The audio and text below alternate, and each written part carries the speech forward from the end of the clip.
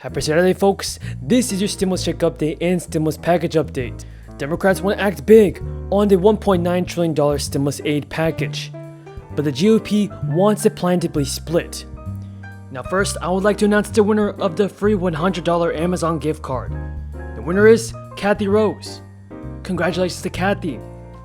You have won the free $100 Amazon gift card. Now folks, if you didn't win, don't feel bad because I'll be doing much more giveaways in the future. Next week, I'll be announcing the winners of an even bigger giveaway.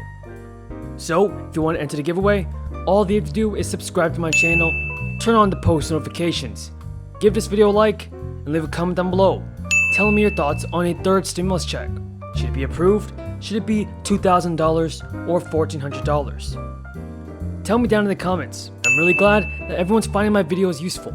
So be sure to stay tuned for more stimulus updates, news reports, and of course, giveaways. Secretary made another pitch today for a big COVID relief bill. We have to act now.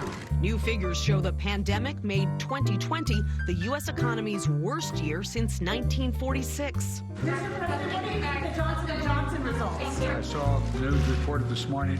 I haven't had a chance to speak with Dr. Fauci. Dr. Anthony Fauci, the president's chief medical advisor, sounded skeptical about a key Biden aim to reopen all K-8 schools within 100 days. Now folks, Democrats in Congress and the White House rejected a Republican pitch to split Joe Biden's his goal of trying to get all these schools reopened in 100 days? Obviously, he's not going to do anything that is not safe and doesn't keep teachers, students, and our school districts safe. The White House argues kids could get back to classrooms faster if Congress passes its $1.9 trillion bill, which includes $130 billion to reopen schools. But Republicans oppose the steep price tag, so Democrats may try to push it through on their own starting next week. Like California, like Italy, but it didn't happen because we handled it. We handled the fall surge.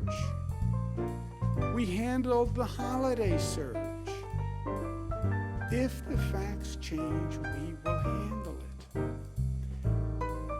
Should it relax us? No. Democratic lawmakers are primed to muscle the sweeping economic and stimulus aid forward towards approval without the help of the Republicans. Despite Biden's calls for unity, Democrats said the stubbornly high unemployment numbers in the U.S. economy leaves them unwilling to waste time. They also don't want to curb the size and scope of a package that they will provide desperately needed money to distribute a vaccine, reopen schools, and send cash to American households and businesses. Folks, tell me in the comments down below, should the Democrats wait to get approval from the Republicans instead of just rushing through and passing a third stimulus bill? Tell me down in the comments. Now, Biden has been appealing directly to Republican and Democratic lawmakers while signaling his priority to press ahead. The standoff over Biden's first legislative priority is turning the new rescue plan into a political test of his new administration and of Democratic control of Congress. Now, if this bill were to be approved within Biden's first 100 days in office, it would unleash $400 billion to expand vaccinations and to reopen schools, $1,400 direct payments to households, and other priorities, including a gradual increase in the federal minimum wage to $15 an hour.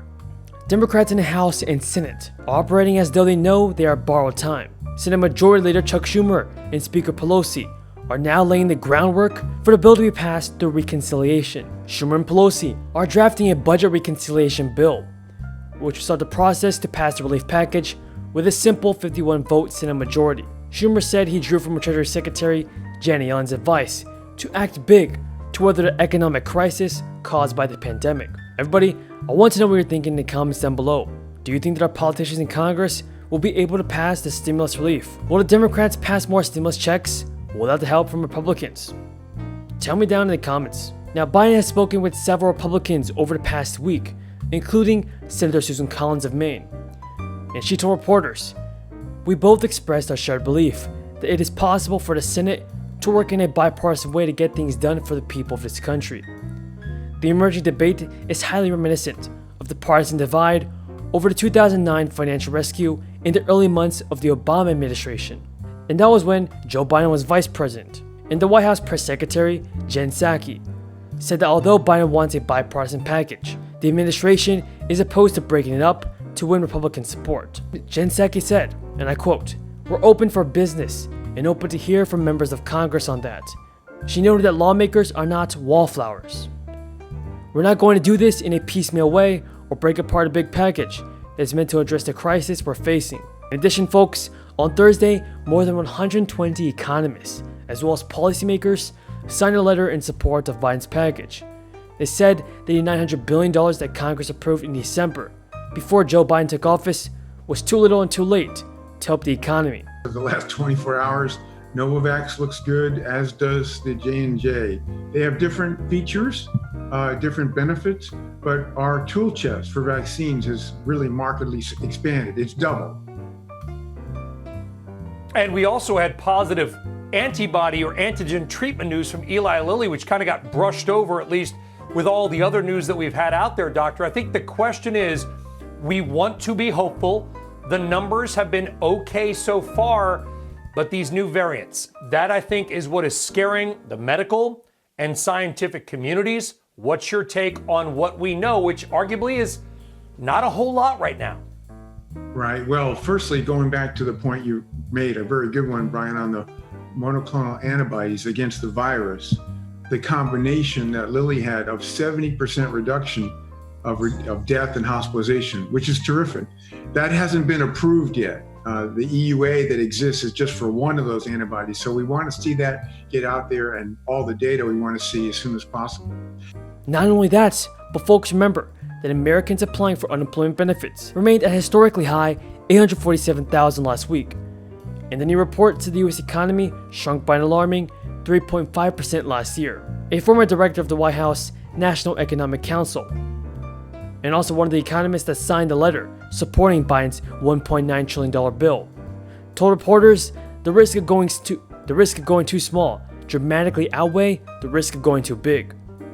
The government reported Thursday that the economy showed dangerous signs of stalling in the final 3 months of last year. The decline was not severe as initially feared, largely because the government has steered roughly $4 trillion total in stimulus aid.